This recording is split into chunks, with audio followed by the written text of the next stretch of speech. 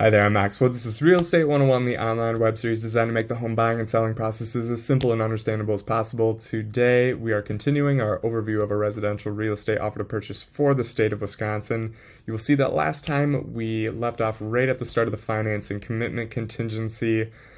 I will be kind of going over this in a very vague sense, as everything in this part of the offer is very subjective to your situation. Make sure you are having the appropriate conversations with both your lender, bank, or agent regarding this section of the offer to purchase. They will know how to fill it out, so make sure you're talking with them.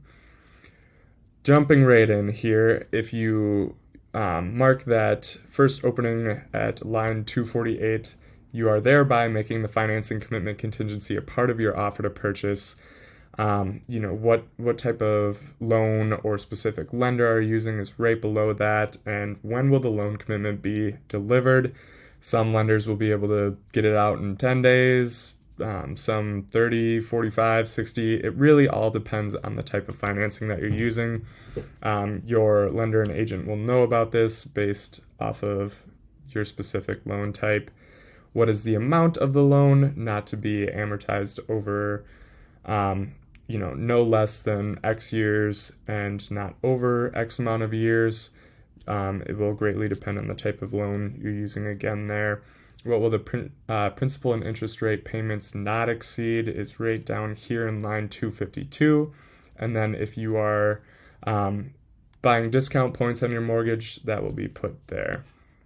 Down below that, we have, are you using fixed rate financing or adjustable rate financing? Are you going with that 30-year fixed, 15-year fixed, 25-year fixed, or are you doing an adjustable rate mortgage where you have a certain rate for a certain amount of time and then it's adjusted after that? That will all be filled out here. Again, totally dependent on your situation. Down below that, we have some more definitions and certain kind of rules, if you may, that go into this financing commitment contingency. If you have any questions about those, again, ask your agent or lender. Down below that, we have the seller financing. I can say from my experience, I haven't seen a lot of seller financing notes in listings, but it definitely is out there and may be a possibility for you.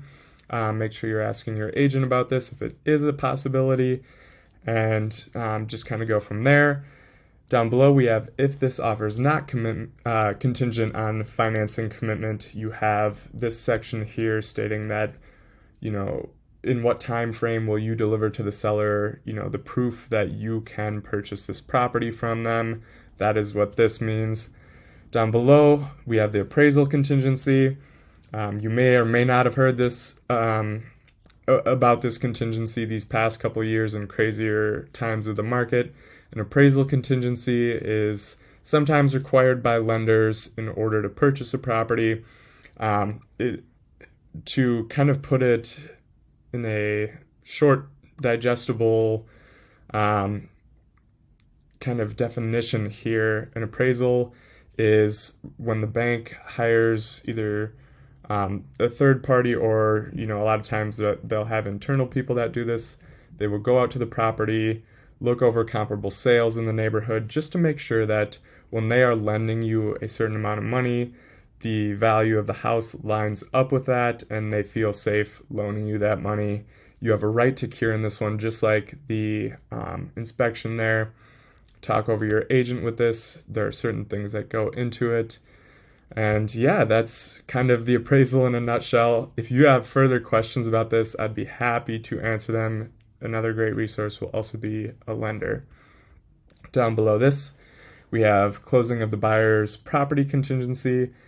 Is this transaction, you buying this home, contingent upon you getting financing based off of the sale of your current home? If you're working with an agent on this, they will, be a great resource and explain what this means to you. But again, going back to what it is, most basically is, do you need to sell your property in order to buy this next property? Down below, we have bump clause.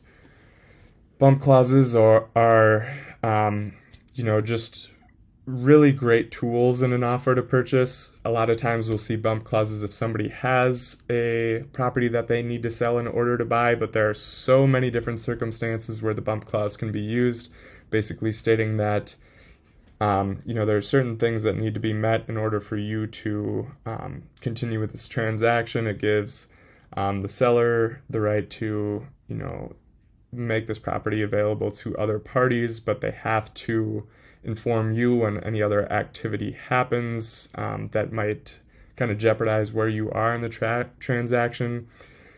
This is something that you should definitely be going over with your buyer's agent. You may not even need to use it. There are definitely certain circumstances, and if you have great, open conversations with your agent, they will definitely understand what needs to go here. This kind of wraps up today's overview. If you have any questions about anything that we went over here, I'd be happy to answer any questions you have. Some things, especially regarding financing, you may need to speak with your lender about, or of course your own agent. But yeah, if you have any questions, please feel free to let me know. Next week, we will be finishing up this offer to purchase, so stay tuned for that. I hope you are all doing well. I'm Max Woods. This is Real Estate 101. Thank you for watching.